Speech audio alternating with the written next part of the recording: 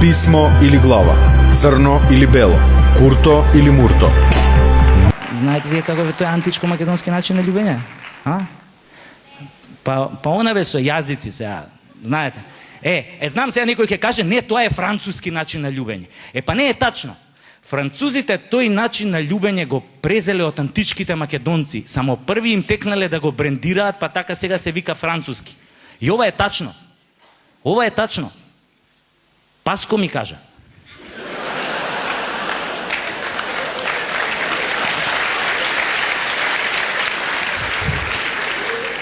А ја многу му веруем на Паско. Како да не му веруеш на човек што носи 3 сати на рука?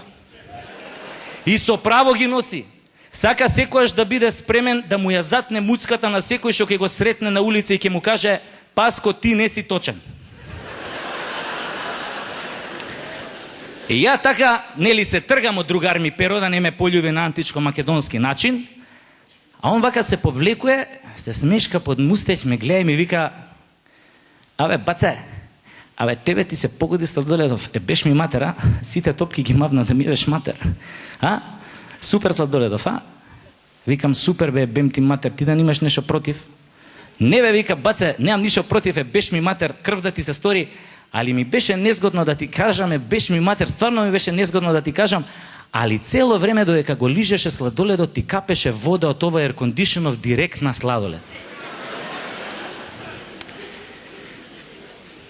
Го гледам педериште во Скопско и си викам, само у Скопје има вакви педерчики хомосексуални, што можат мртви ладни да те гледаат како лижеш сладолед врко што капе вода од еркондишену кој што се мочале гулабите и после пола саат уше да ти побара 1000 денари на заем.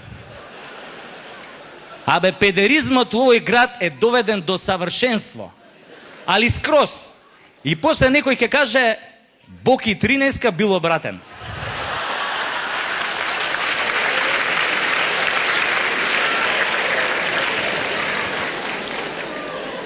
А никој не се прашуе од кај научил Боки 13 да биде таков? Да не растел случајно у Београду, па тамо го учеле. Не бе, Боки има растено у Скопје. Овде научил да биде таков. И знаете што ми е најстрашно? Што мислам дека голем дел од тие што го учеле се тука вечерва меѓу нас. Или кажано на северно-македонски дијалект, неко меѓу нама nije наш.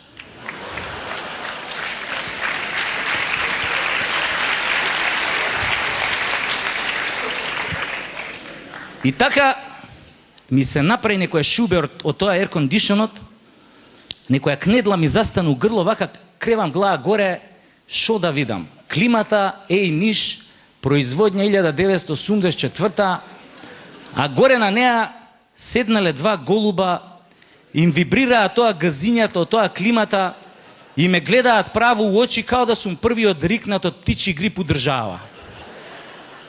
Леле, луѓе, ко ми се врати Сладоледот у ждрик, а ждригот која ми замириса на птичја кака. Викам, абе, кај најдов да лижам сладолед, која пола свет леп нема да јаде, бе. И ко ми се направи еден немир на душата, и све почнав да мислам на оние бактериите што почнаа да ми се размножуваат у грло од тоа лајната на гулабите. Уствари, така започна мојава приказна. Седнав у кола, правецка и матичната, таа беше бивша професорка на медицински факултет, треба да иде у пензија, али не и сиде, мириса на земја уште ординира. И ја влагам кај неја и она место да ме праша шо ти е, шо те боли, па ја да и се пожалам дека сум се најал птичи лајна. Она мене фати за политика. Кажи те па нашиве на изборите, Кажи каква нова влада имаме. Кажи каков лидер имаме. Млад, па каков оратор е, па каква дикција има, па каква харизма, катаклизма. Викам, докториве одма знаат која страна да ја фатат. И тоа со пичина. 1, 2, она паза лидерот. Вика, ваков лидер нема у светот. Вика, гледа го Џорџ Буш. Му требаше, вика, 20 сати да стигне на местото на злосторот кога ги урнаа зградини у Њујорк. Вика, нашиот лидер не е таков. Он сегде прв стига. И тогаш ја не и поверуев, али и поверував пред месец дена кога гореше овој театар во изградба во центар. Јас случајно се најдов тамо, кога се запали театаров и само што се запали, некако исто време со пожарникариве дојде и лидерот. Искача од тоа лимузината им вика на пожарникарите: "Стој!" Пожарникариве застана и му вика тамо: "Остај кофата доле!" И овој остава кофа. Иде лидеров, ја зима кофата и вика: "Се знае оваа држава која фрла првата лопата и првата кофа. Штрак!"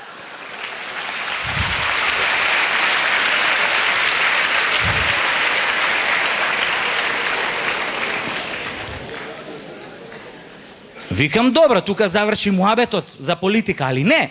Она продужи да ја фали гениалноста на новата влада. Незиниот патриотизам после фрлени 3 жути. Не знам, почна да ги фали реформите во здравството. А јас све мислев на оние бактериите што почнаа да ми се размножуваат у грло. И све пред очи ми искачаше сликата на Сигурни Вивер од филмот Осми путник, она ванземаљацот кој искачаше од грлото. И оваа драпаше, и едно време и текне ми вика: "Чекај бе, уствари ти зашо си доен, што те боли?"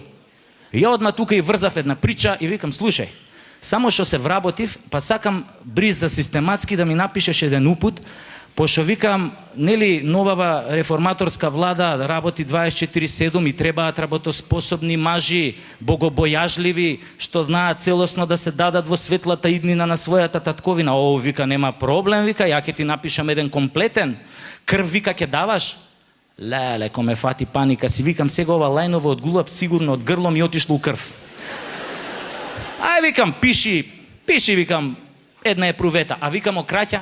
Шо мам окраќа? Па ја викам, сум лижал сладолед, не сум мочал у далноводна Евана.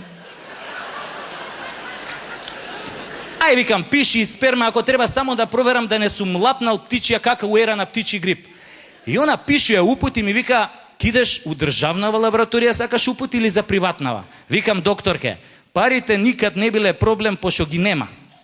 Кај ќе пишеш, таму кидам." Вика: "Слушај, да си идеш, вика, ти у државната лабораторија, пошто вика овие од приватнава и така примероците ги носат у државната.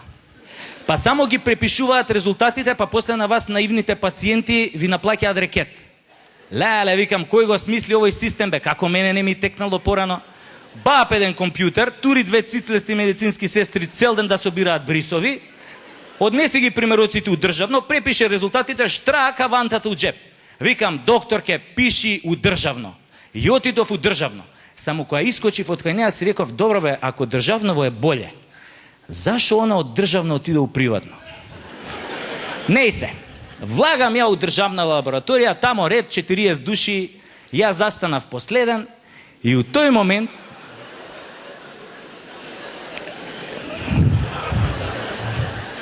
така беше.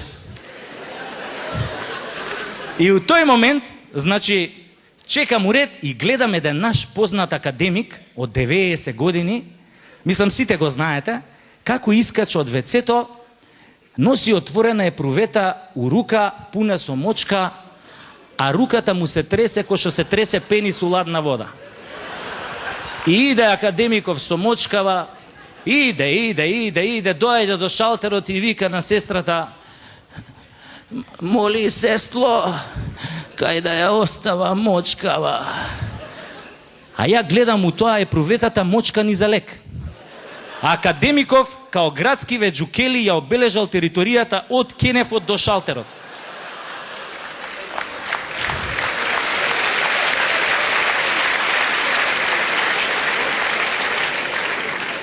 Башка што не испрска сите нас тука како противуроци.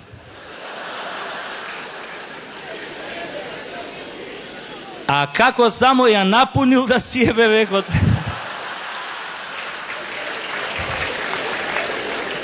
Иначе академиков стварно си имаше голем проблем.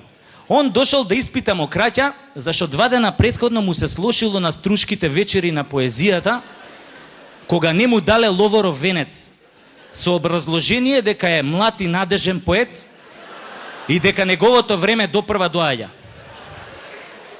И така додека чекавме, он мене ми се пожали дека бил многу тажен што не му дале Ловоров венец, зашто имал многу добра песна. Песната имала наслов Планињето во Македонија. И он мене тука додека чекавме ми ја изрецитира и пошто стварно беше добра, ја запишав песнава. И ја научив на памет. Сакате да ви ја кажам? Да? Океј. Значи,